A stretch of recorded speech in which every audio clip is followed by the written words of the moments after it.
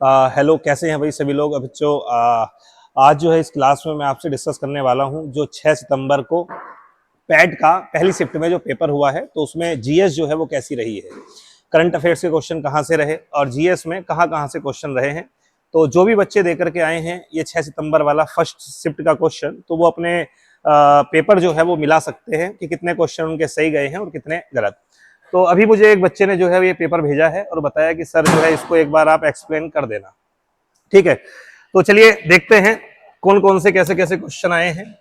देखिएगा, पहला क्वेश्चन है, एसिड को किस पदार्थ से बने बर्तनों में संग्रहित किया जाता है। तो सीधी सी बात है, आप जानते हैं एसिड जिसकी पीएच वैल्यू 7 से कम होती है। तो अगर एसिड है तो सीधी सी बात है, अगर कोई धात्विक पदार्थ होगा, कुछ भी होगा, तो उसमें चांस रहेगी कि वो उससे क्रिया कर दे। यदि पॉलीथीन होगी, कागज होगा, तो मे भी वो उसको जला दे। तो ऐसे में इसमें ऑप्शन दिए गए थे, रबड़ था, कार्डबोर्ड था, ठीक है, कांच था, सिरेमिक था, लकड़ी था, कागज था, धातु था, प्लास्टिक था। तो ये सब थे। आप इनमें देखोगे कि इनके साथ जो है वो क्रिया हो सकती है और ये जो है वो आपके डिकम्पोज हो सकते हैं, यानी एक तरीके से नष्ट हो सकते हैं। तो इसके लिए सबसे बेहतर जो है वो आप है कांच और सिरेमिक। और आप वैसे भी थोड़ा अपना कॉमन सेंस लगा सकते थे कि जब आपने स्कूल टाइम में रहा होगा और आपने साइंस की लैब वगैरह देखी होंगी, रसायन विज्ञान की, तो वहां पर आपने देखा होगा जो परख नली वगैरह होती है वो सब कांच में तो रखी जाती है, जो कांच की बनी हुई होती है, और उसमें ही एसिड वगैरह रखे जाते हैं। तो इसका आंसर जो है वो क्या रहने वाला था आपका, बी। नेक्स्ट, अगला क्वेश्चन देखिएगा, क्वेश्चन नंबर 2।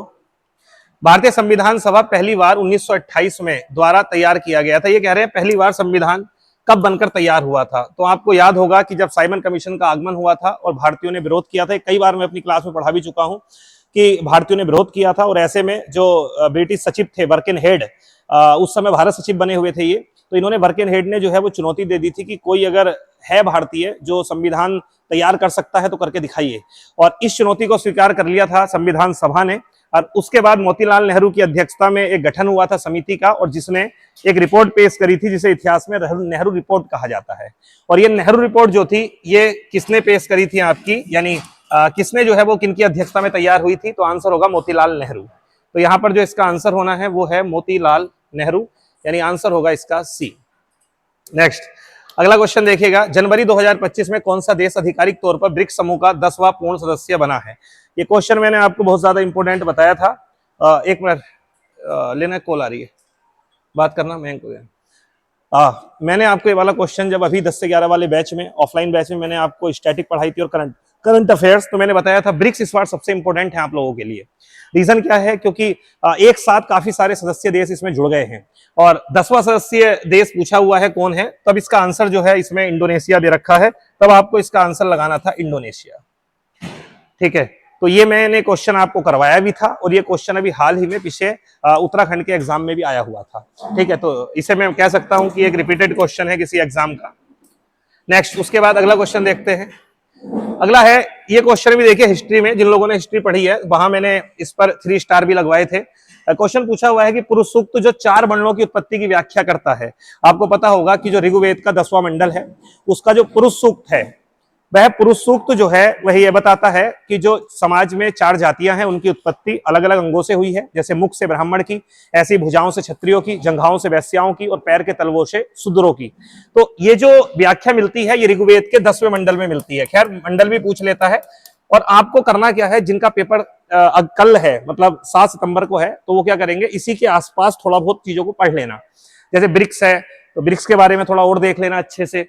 जैसे ये ऋग्वेद के बारे में है तो इसको थोड़ा सा और अच्छे से पढ़ लीजिएगा। नेक्स्ट, अगला क्वेश्चन है, अंतरराष्ट्रीय श्रम संगठन आईएलओ का मुख्यालय कहां पर है। इसे आसान क्वेश्चन है, आपको पता होगा। आईएलओ का मुख्यालय है जेनेवा। जेनेवा कहां पर है, स्विट्जरलैंड। नेक्स्ट, अगला क्वेश्चन है, यदि 4D शक्ति का एक उत्तल लेंस की जो क्षमता होती है वो डायोप्टर में नापी जाती है, प्लस में डायोप्टर में होती है।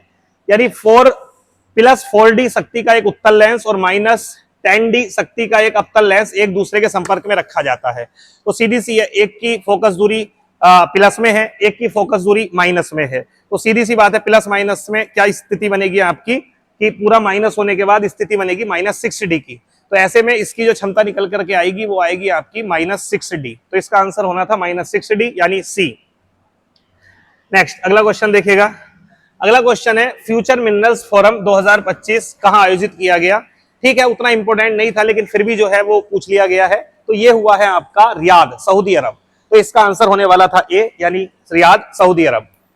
अगला क्वेश्चन है, महावीर ने निम्नलिखित में किस स्थान पर मोक्ष किया था, यानी वो सिद्ध बन गए। तो यहां पर बेसिकली जो पूछा हुआ है वो पूछा हुआ है कि इनको कहां पर महापरिनिर्वाण की प्राप्ति हुई थी, यानी कहां पर जो है वो इनकी मृत्यु हुई थी।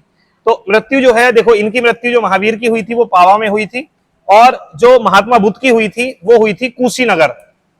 कुशीनगर, तो कुशीनगर हुई थी महात्मा बुद्ध की, और पावा में हुई थी महावीर स्वामी की। तो इसका आंसर होना था पावा। तो ध्यान रखिएगा। और ये मल राज्य में पड़ता था। जो 16 महाजनपद थे उनमें से एक मल महाजनपद था, जिनकी राजधानी दो थी, एक पावा और एक कुशीनगर। तो इसका आंसर होना था बी, यानी पावापुरी। नेक्स्ट, अगला, मैं हमेशा बोलता हूं कुछ बच्चे क्या करते हैं, लास्ट में एग्जाम से पहले एक आध महीने का या कोई स्पेशल बैच ज्वाइन कर लेते हैं। उससे बहुत ज्यादा फायदा नहीं होता है। आप शुरू से तैयारी करेंगे, नो डाउट आपको फायदा मिलेगा। अगला है, विश्व उपभोक्ता अधिकार दिवस कब मनाया जाता है। ये क्वेश्चन भी आप देखें तो दिवस में रिपीटेड है, कई बार पूछ लेता है कि विश्व उपभोक्ता अधिकार दिवस कब मनाया जाता है। तो ये मनाया जाता है 15 मार्च को। नेक्स्ट है अगला, हवा में कौन सी अम्लीय गैस वर्षा के पानी में घुलकर कार्बोनिक एसिड बनाती है। देखो सीधी सी बात है, यहाँ कार्बोनिक एसिड की बात है, सल्फ्यूरिक एसिड नहीं है। अगर सल्फ्यूरिक एसिड होता तब आंसर कई बच्चे लगा देते सल्फर डाइऑक्साइड, लेकिन यह बात हो रही है कार्बोनिक एसिड की। तो कार्बोनिक एसिड जो है वो किसके कारण से बनती है, CO2 के कारण से। तब ऐसे में इसका आंसर क्या होता, आपका बी होता। कई बच्चे इसका आंसर ये लगा करके आ गए होंगे, जिससे जो है वो आपका गलत हो जाएगा ये क्वेश्चन। ठीक है, नेक्स्ट अगला देखिए, भारतीय संविधान के किस अनुच्छेद के अनुसार संघ की कार्यकारी शक्ति राष्ट्रपति में निहित होती है। आर्टिकल 53 कहता है कि संघ की कार्यपालिका शक्ति राष्ट्रपति में निहित होंगी, और जिनका प्रयोग वह स्वयं या अपने अधीनस्थों के माध्यम से करेगा। तो आर्टिकल 53 जो है वो इसका आंसर होना था। ध्यान रखिएगा, इंपोर्टेंट आर्टिकल है, पूछा जा सकता है। ठीक है, नेक्स्ट अगला क्वेश्चन देखिएगा, ये तो मैथ रीजनिंग का है। अगला है, बुद्ध ने किस उम्र में महापरिनिर्वाण की प्राप्ति करी थी, यानी उनकी मृत्यु जो है वो कब हुई थी। इसलिए मैं कहूंगा कि कल की शिफ्ट में जिनका पेपर है वो अच्छे से एक बार जैन धर्म और बौद्ध धर्म को पढ़ लेना। तो देखिएगा, जो महात्मा बुद्ध थे उनका जन्म हुआ था 563 BC में, और मृत्यु हुई है 483 BC में। तो कुल मिलाकर के आप निकालेंगे तो लगभग 80 साल निकल करके आएंगे। तो इनकी जो आयु थी वो कितनी थी, 80 वर्ष। खैर ये मैं अपने क्लास में जो है महावीर स्वामी और ये तो सब नॉर्मल अपनी क्लासों में डिस्कस करते ही हैं। तो मुझे उम्मीद है कि ऐसे क्वेश्चन आप गलत करके नहीं आए होंगे, और ये क्वेश्चन गलत है आपके तो समझ जाना, फिर आप फाइट से बाहर हैं, क्योंकि ये बहुत इजी क्वेश्चन है और इनको गलत होना मतलब महापाप है। ध्यान रखिएगा, नर्क में भी जगह नहीं मिलेगी भाई। नेक्स्ट अगला है, नई दिल्ली में आयोजित इंडिया ओपन बैडमिंटन 2025 में पुरुष एकल का खिताब किसने जीता है। तो ये जहां तक मुझे ध्यान है कि इसका आंसर जो है वो विक्टर एक्सेलसेन है। ठीक है, तो एक बार देख लीजिएगा, लेकिन जहां तक मैं क्लियर हूं कि इसका आंसर जो है वो यही है। नेक्स्ट अगला जो है, अगला है, कांगटो भारत की सबसे ऊंची चोटियों में से एक है। आज तक पूछी नहीं है लेकिन पूछ ली है। कांगटो जो है एक प्रमुख चोटी है, ये भूटान और अरुणाचल प्रदेश की सीमा पर अवस्थित है। ठीक है, तो ये ध्यान रखिएगा, थोड़ा सा इसको एग्जाम में भी पूछ ले। खैर यहां पर पूछा हुआ है कि क्या जो है मणिपुर है, नागालैंड है, हिमाचल प्रदेश है, अरुणाचल प्रदेश है। तो इसमें फिर अरुणाचल प्रदेश आप आंसर लगाएंगे। ठीक है, फिर इसका आंसर जो होगा वो होगा अरुणाचल प्रदेश। ध्यान रखिएगा, ये भूटान और अरुणाचल प्रदेश की सीमा पर है, तो इसमें ऑप्शन अरुणाचल प्रदेश दे रखा है, अरुणाचल प्रदेश आंसर सही होगा। नेक्स्ट आगे देखते हैं, ये तो मैथ का है। पूर्व अमेरिकी राष्ट्रपति जिमी कार्टर पूर्व अमेरिकी राष्ट्रपति हो चुके हैं, और 100 वर्ष जो है वो उनकी आयु में किस तिथि को निधन हो गया है। तो निधन हुआ है उनका 29 दिसंबर 2024। ठीक है, हालांकि ऐसा क्वेश्चन मुझे लगता है कि नहीं पूछना चाहिए, लेकिन फिर भी चलिए, एक बड़ी हस्ती रहे हैं, जिमी कार्टर का बहुत बड़ा नाम है, फेमस नाम रहा है, तो ये एग्जाम में क्वेश्चन पूछ लिया है। खैर इसका आंसर है 29 दिसंबर 2024। नेक्स्ट अगला देखिएगा, अगला है, नींद में से कौन सा अलग है। ठीक है, इसमें सोना दे रखा है, चांदी दे रखा है, पारा दे रखा है, लोहा दे रखा है। तो पारा एक्चुअली आपको पता है एक ऐसी धातु है जो कि किस अवस्था में रहती है, लिक्विड अवस्था में रहती है, तरल अवस्था में रहती है। अगला है, आदि पुराण किस तीर्थकर की संत रचित संग्रह है। तो ये आदिनाथ, जिस बच्चे का ये पेपर है उसने सही लगाया है, इसका आंसर होगा आदिनाथ। ठीक है, नेक्स्ट है निर्वात में प्रकाश की गति और माध्यम में प्रकाश की गति के अनुपात को क्या कहते हैं? अपवर्तनांक कहा जाता है। ठीक है, अपवर्तनांक कहते हैं कि निर्वात में प्रकाश की क्या गति है और माध्यम में प्रकाश की क्या गति है, इनका जो वो होता है आपका अनुपात, उसे क्या कहा जाता है? आपका अपवर्तनांक कहा जाता है, ध्यान रखिएगा। ठीक है, नेक्स्ट अगला है बंगाल ब्रिटिश इंडिया सोसाइटी की स्थापना कब हुई थी? देखो महत्वपूर्ण सोसाइटी है और ये बनी थी आपकी 1843 में और जे थॉमसन ने इसकी स्थापना करी थी, बंगाल ब्रिटिश इंडिया सोसाइटी की। अब देखिए बनी तो 1843 में थी, ठीक है। अब इसमें दो ऑप्शन दे रखे हैं, 20 अप्रैल और 21 अप्रैल 1843। ठीक है, तो बहुत ज्यादा डीपली जाकर के पूछ लिया है। मुझे उम्मीद है कि बच्चों ने ये तो पहचान लिया होगा, लेकिन उनको डेट में काफी कंफ्यूजन रहा होगा। ठीक है, तो डेट काफी कंफ्यूजन में है और मुझे लगता है कि इसका एग्जैक्ट आंसर जो है वो 20 अप्रैल है या 21 अप्रैल है। इसके लिए आपको आयोग की आंसर की का ही इंतजार करना चाहिए। ठीक है, बाकी आप अपने स्तर से इसको सर्च कर लेना, क्या इसका बैठा है देख लेना। ठीक है, इसमें मैं भी थोड़ा कंफ्यूजन में हूं। ये कंफर्म है कि 1843 है, बट एग्जैक्ट तिथि क्या है ये क्लियर नहीं है। नेक्स्ट अगला है एशियाई खेल कितने वर्षों के अंतराल पर आयोजित किए जाते हैं? तो 4 वर्षों के अंतराल पर ही आयोजित किए जाते हैं, जैसे ओलंपिक होते हैं। तो इसका आंसर होता है 4 वर्ष। भारत के राज्यसभा के पदेन अध्यक्ष कौन होते हैं? मैंने बताया था आपको क्लास में भी कि इस बार जो वो है आपके जगदीप धनखड़ जी, उन्होंने अपना इस्तीफा दिया है, तो उपराष्ट्रपति से क्वेश्चन पूछ सकता है। तो संविधान का आर्टिकल जो 64 है वो कहता है कि जो उपराष्ट्रपति होंगे वो राज्यसभा के सभापति के रूप में भी कार्य करेंगे। तो इसका आंसर जो होगा वो होगा उपराष्ट्रपति। नेक्स्ट अगला है पुणे में आयोजित उद्यमता विकास सम्मेलन 2025 का विषय क्या था? तो आत्मनिर्भर भारत के लिए पशुधन उद्यमिता, कृषि तकनीकी में भावी नेताओं का निर्माण, उद्यमियों को सशक्त बनाना और पशुधन अर्थशास्त्र में बदलाव लाना। तो जो जिस बच्चे ने सी लगाया है ये सही है। इसका जो है जो मेन विषय था वो यही था, उद्यमियों को सशक्त बनाना और पशुधन कार्यक्रम में बदलाव लाना। ठीक है, नेक्स्ट अगला क्वेश्चन है हड़प्पा सभ्यता किस युग से संबंधित है? तो सामान्य तौर पर हड़प्पा सभ्यता एक आधी ऐतिहासिक संस्कृति है, लेकिन सबसे पहले इन लोगों ने कांसा बनाया, इसलिए इसे कांस्य युगीन सभ्यता भी कहा जाता है। तो इसलिए इसका आंसर होना था कांस्य युगीन सभ्यता। लोह युगीन तो हो नहीं सकती, क्योंकि भैया लोहे का प्रयोग तो ये जानते ही नहीं थे। और पूरा पाषाण और पाषाण युग भी नहीं, ये आती है आध ऐतिहासिक काल में, आधी ऐतिहासिक काल में आती है। ठीक है, नेक्स्ट ये तो सही से देख भी नहीं। ये क्वेश्चन है 15 जनवरी 2025 को नई दिल्ली में आयोजित एक समारोह में राष्ट्रपति, ठीक है, सिंगापुर के मानद नागरिक पुरस्कार से सम्मानित किया गया है। क्वेश्चन ये है, सीधा समझिए, सिंगापुर के मानद नागरिक पुरस्कार से किसे सम्मानित किया गया है? तो ये पुरस्कार जो है वो दिया गया था आपका जो भारतीय औद्योगिक संघ है उसके जो अध्यक्ष थे, पूर्व अध्यक्ष थे, उनका नाम था तरुण दास। तो इसलिए इसका आंसर जो होगा वो बी होगा, यानी आंसर होगा इसका तरुण दास।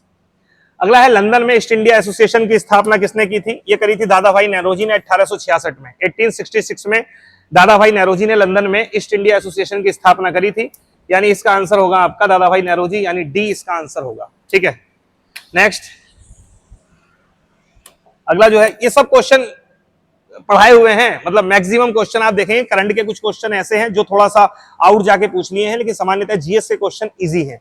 ठीक है, जीएस के हम ये नहीं कह सकते कि भाई टफ क्वेश्चन है, जीएस के क्वेश्चन इजी है। ठीक है, ये अगला देखिएगा,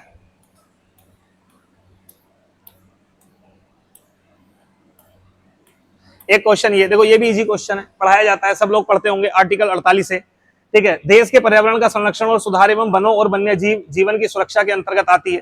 तो आपको पता होगा कि 42वां संविधान संशोधन 1976 में एक आर्टिकल जुड़ा था, जिसे हम बोलते हैं आर्टिकल 48A, और जिसके तहत ये व्यवस्था की गई कि पर्यावरण संरक्षण और सुधार एवं वन एवं वन्य जीवों की सुरक्षा की जानी है। तो ये प्रावधान नीति निर्देशक तत्वों के अंतर्गत आता है, और किस आर्टिकल के तहत? आर्टिकल 48A के तहत, ध्यान रखिएगा। बाकी 46 है तो कुछ है भी नहीं, 44 है भी कुछ नहीं है। ठीक है, जिन्होंने पढ़ा होगा उनको पता होगा। हाँ, 43 से अपने आप में है, एक आर्टिकल है, बट इससे संबंधित नहीं है। तो इसका आंसर क्या होगा आपका? 48A, यानी ए आंसर होगा। नेक्स्ट अगला देखिए, शिकागो, ये मैंने अभी कल की क्लास में पढ़ाया था। शिकागो धर्म सम्मेलन का आयोजन किस वर्ष हुआ था? तो ये हुआ था 1893, 1893। स्वामी विवेकानंद जी ने इसमें पार्टिसिपेट किया था। शिकागो में ये हुआ था, जो कि मिशिगन झील के किनारे अवस्थित है, यूएसए में। और इसके अलावा इसमें जो भेजा था स्वामी विवेकानंद जी को, वो भेजा था खेतड़ी के राजा अजीत सिंह ने, खेतड़ी मतलब जो राजस्थान में है, वहां के राजा अजीत सिंह थे जिन्होंने भेजा था उनको कहां पर, शिकागो। तो ये क्वेश्चन जो है वो आपका पूछा हुआ क्वेश्चन है, ठीक है। अगला क्वेश्चन देखते हैं।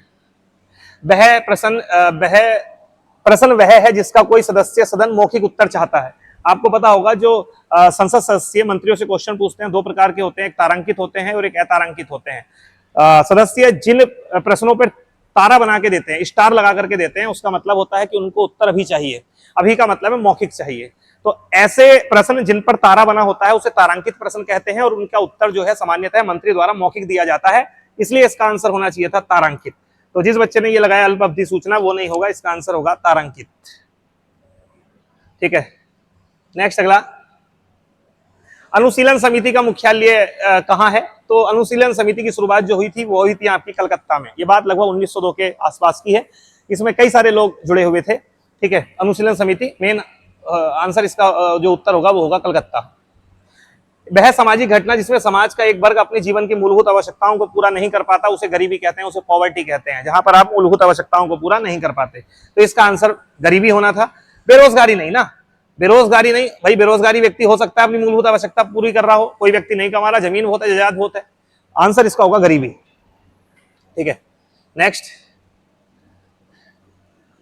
अगला है, 5 जनवरी 2025 को भारतीय तटरक्षक बल के लिए निम्नलिखित में से किस शिपयार्ड द्वारा 2 स्वदेशी रूप से डिजाइन और निर्मित तीव्र गति पोत, एक का नाम है अमूल्य और अक्षय, लॉन्च किए गए हैं? ये गोवा शिपयार्ड लिमिटेड ने किए हैं। गोवा शिपयार्ड लिमिटेड द्वारा 2 गश्ती पोत जो है, एक अमूल्य और एक अक्षय, लॉन्च किए गए हैं। ध्यान रखिएगा, इसका आंसर होगा ए, यानी गोवा शिपयार्ड लिमिटेड। जिस बच्चे ने लगाया है ये आंसर उसका गलत हो गया।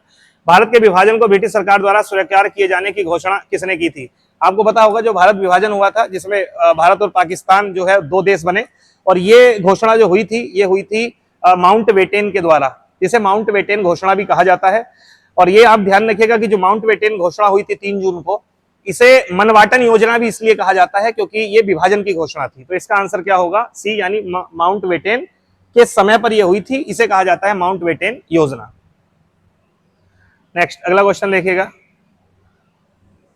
इजी क्वेश्चन है भाई। मैं ये नहीं कहूंगा कि पेपर में जीएस जिस बच्चे ने पढ़ी होगी, हाँ मैं ये कहूंगा मॉडर्न हिस्ट्री ज्यादा पूछी हुई है, इसमें मॉडर्न हिस्ट्री का रोल बहुत ज्यादा है। ज्यादातर क्वेश्चन अभी तक मैं देख चुका हूं, एंशिएंट हिस्ट्री और मॉडर्न हिस्ट्री का रोल बहुत ज्यादा है। ज्योग्राफी तो ना के बराबर है, ठीक है, पॉलिटी है, और हिस्ट्री का रोल बहुत है, ठीक है।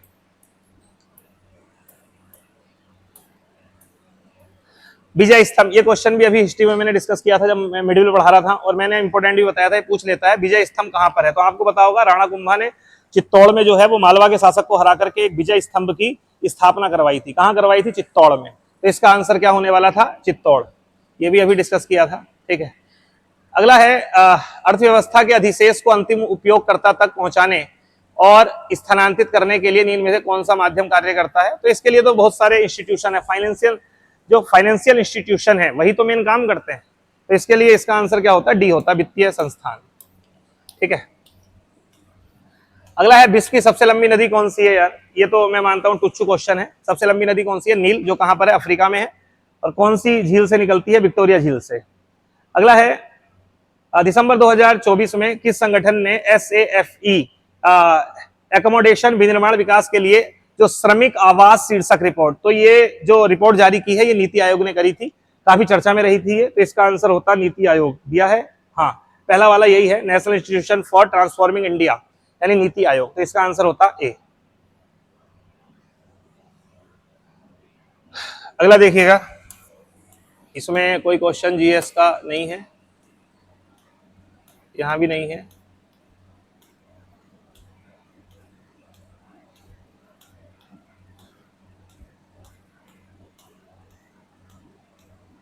एक ये क्वेश्चन है पॉलिटी का, बाह्य और आंतरिक आपातकाल दौरान लागू होता है।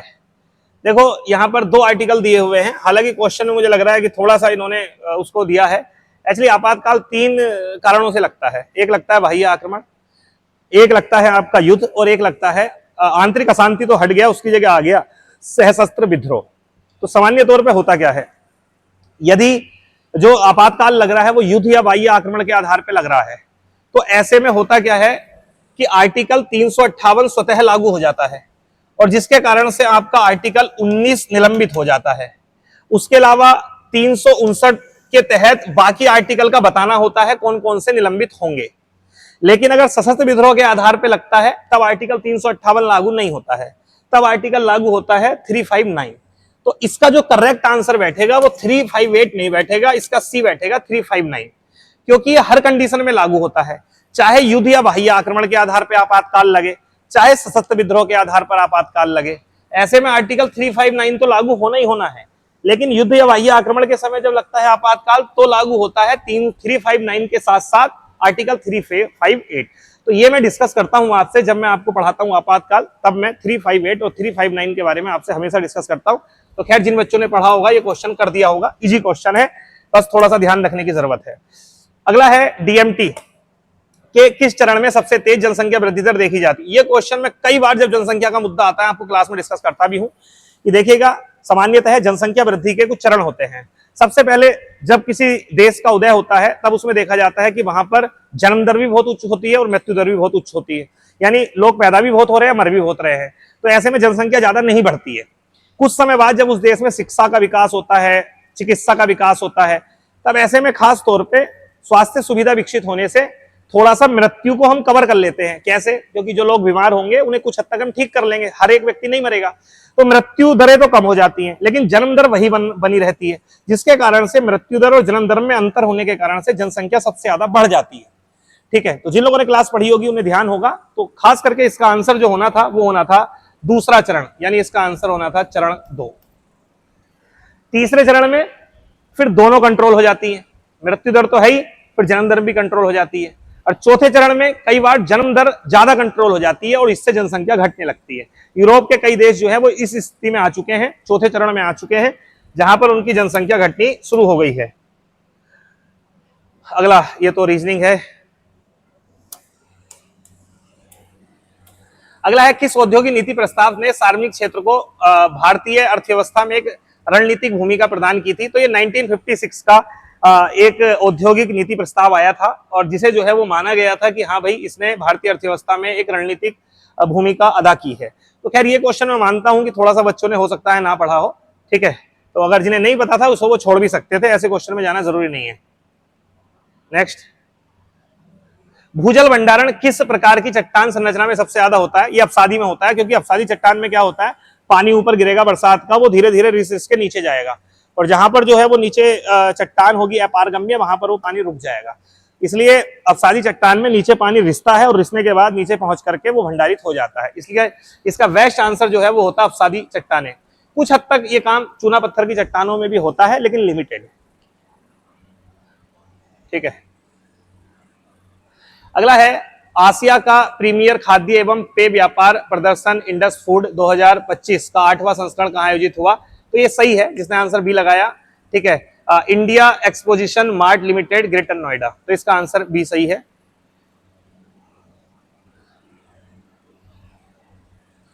ठीक है, इसके अलावा ये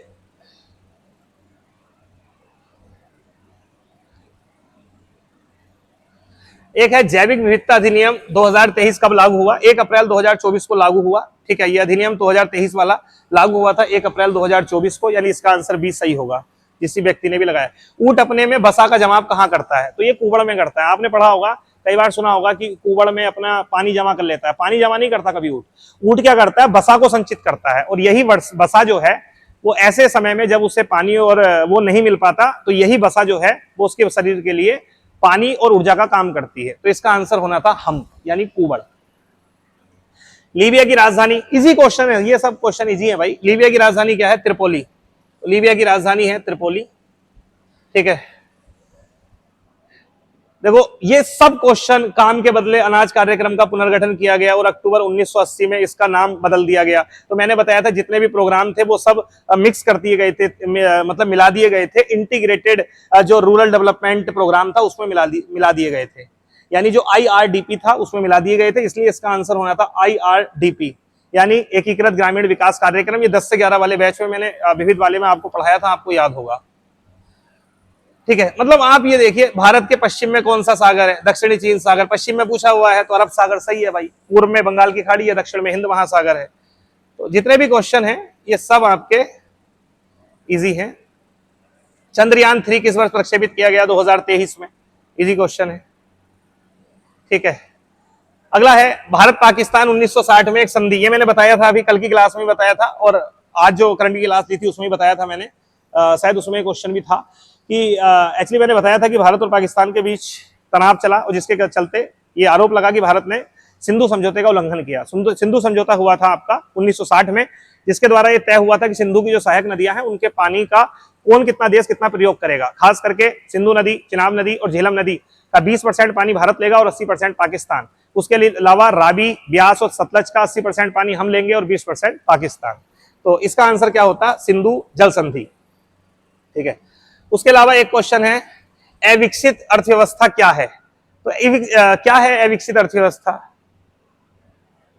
इसमें देखिए, वे देश जहां गरीबी अधिक है, हाँ चलो ये भी है एक, वे देश जिनमें प्रति व्यक्ति वास्तविक आय अधिक है, इनमें प्रति व्यक्ति वास्तविक आय संतुलित है। वे देश जहां प्रति व्यक्ति आय वास्तविक आय कम है, यानी बहुत कम प्रति व्यक्ति आय है, तो जहां पर कैपिटा इनकम बहुत ज्यादा कम है, सीधी बात है वहीं पे गरीबी ज्यादा होगी और वही क्या होगा आपका अविकसित अर्थव्यवस्था होगी। तो इसका आंसर जो है डी, जिसने लगाया वो सही लगाया।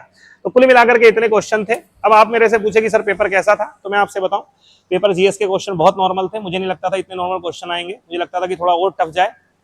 अब कई बच्चे ऐसे होंगे जिन्हें लगा होगा कि सर मेरा ये हो गया वो हो गया। देखिए ऐसा कभी नहीं होता है, अगर आपने सब कुछ पढ़ रखा है तरीके से और तब आपके अगर 2-4-5 क्वेश्चन अगर छूट जा रहे हैं या नहीं आ रहे हैं, कोई दिक्कत नहीं है, ठीक है। लेकिन 80-90% एटलीस्ट आप जीएस पढ़ी हुई है और आप कर पा रहे हैं, तो अच्छा परफॉर्मेंस है, ठीक है। फिर अगले पेपर की अपनी शिफ्ट की तैयारी करिए और कल जिन बच्चों का पेपर है उन्हें बहुत बहुत शुभकामनाएं, ठीक है। पेपर मुझे सेंड कर दीजिएगा, मैं आपको उस पर वीडियो बनाकर सेंड कर दूंगा। Okay, bye bye.